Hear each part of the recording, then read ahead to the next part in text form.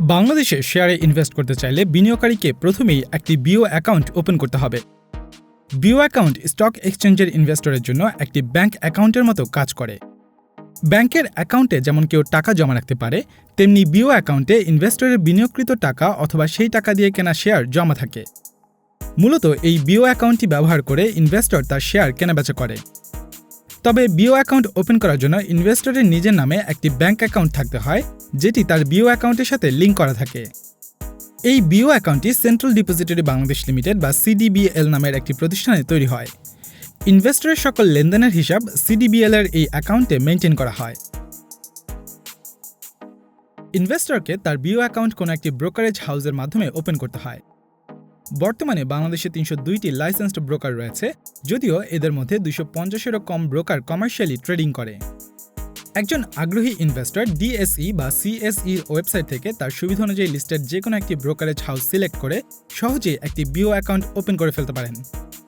BO account একজন আগ্রহী investor এককভাবে বা অন্য কারোর সাথে যৌথভাবেও ক্রিয়েট করতে পারেন। সিডিবিএল এর জুলাই ২০২১-এর ডেটা অনুযায়ী দেশের অ্যাক্টিভ বিও অ্যাকাউন্টগুলোর মধ্যে ব্যক্তিগত বা একক বিও অ্যাকাউন্টের পরিমাণ ১৬ লক্ষেরও বেশি। যৌথ অ্যাকাউন্টের পরিমাণ ৮.৫ লক্ষ এবং বিভিন্ন কোম্পানি দ্বারা পরিচালিত অ্যাকাউন্ট প্রায় ১৫,০০০টি। একটি বিও অ্যাকাউন্ট ওপেন করার জন্য পাসপোর্ট সাইজের ছবি, এনআইডি বা পাসপোর্টের ফটোকপি এবং আবেদনকারীর ব্যাংক ডিটেলস ইত্যাদি ডকুমেন্টের প্রয়োজন হয়। এছাড়া আবেদনকারীর নমিনির পাসপোর্টের ছবি এবং এনআইডি ফটোকপিও প্রোভাইড করতে হয়। অ্যাকাউন্ট ওপেনিং চার্জ ব্রোকারেজ ভেদে ৪৫০ থেকে ১,০০০ টাকা পর্যন্ত হতে পারে। তাছাড়া প্রতি বছর বিও অ্যাকাউন্টটি রিনিউ করার জন্য বিএসইসি কর্তৃক নির্ধারিত ৪৫০ টাকা ফি পরিশোধ করতে হয়। সাধারণত ফর্ম ফিল আপ এবং চার্জ পে করার ১ থেকে ২ দিনের মধ্যে আবেদনকারী তার রেজিস্ট্রেশন বা অ্যাকাউন্ট নাম্বার পেয়ে যান। এসব কাজ বর্তমানে খুব সহজে অনলাইনেই করা সম্ভব। বিও অ্যাকাউন্ট ওপেন হয়ে গেলে যে কেউ খুব সহজে স্টক ট্রেডিং শুরু করে দিতে পারেন।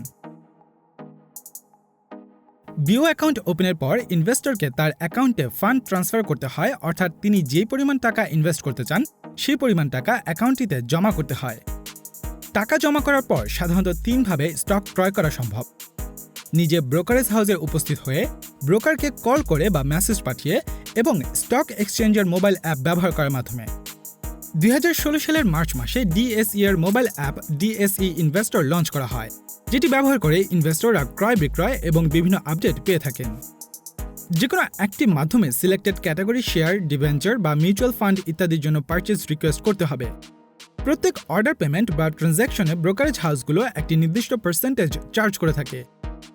এই চার্জ ০.২৫% থেকে ০.৫০% পর্যন্ত হতে পারে।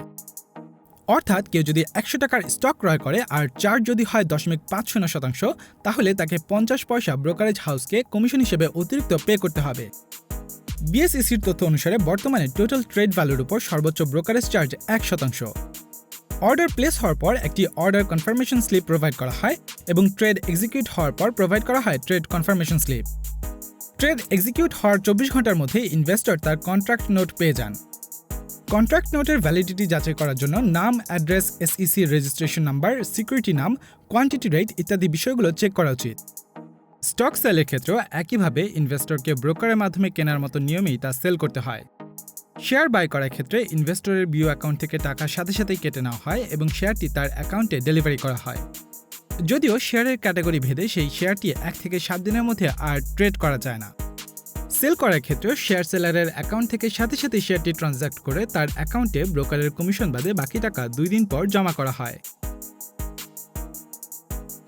বাংলাদেশের বর্ধমান ইনফ্লেশন রেটের সাথে টাকার ভ্যালু ধরে রাখার ফিজিবল একটি উপায় স্টক মার্কেটে ইনভেস্ট করা।